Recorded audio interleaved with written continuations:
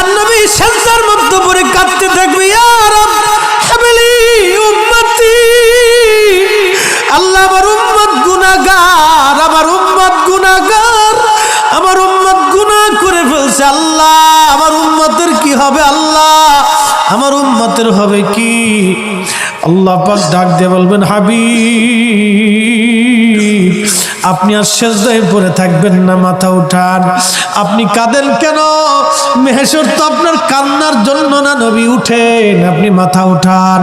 আপনার জন্য আরশে মুআল্লার ডানে একটা কুরসি পেতে রাখছি, একটা চেয়ার পেতে রাখছি, একটা আসন রাখছি, আপনি নবী সেই আসনে বসবেন। আপনি মাথা উঠান, আপনি আমার হাবিব, আপনি আমার বন্ধু, আপনি আর কাঁদবেন না। হুজুর আপনি মাথা উঠান। আল্লাহর নবী তখন বলবে, ইয়া রাব হাবলি উম্মতি, আল্লাহ আমার উম্মত গুনাহ করছে। আল্লাহ ডাক দিবে, হাবিব আপনি মাথা উঠান। আপনি সর্বপ্রথম হামদের পতাকা উড়াবেন, আপনি সুপারিশের পতাকা উড়াবেন, আপনি যাকে খুশি তাকে নিয়ে জান্নাতে চলে যান। একবার জোরে বলা যাবে কি সুবহান।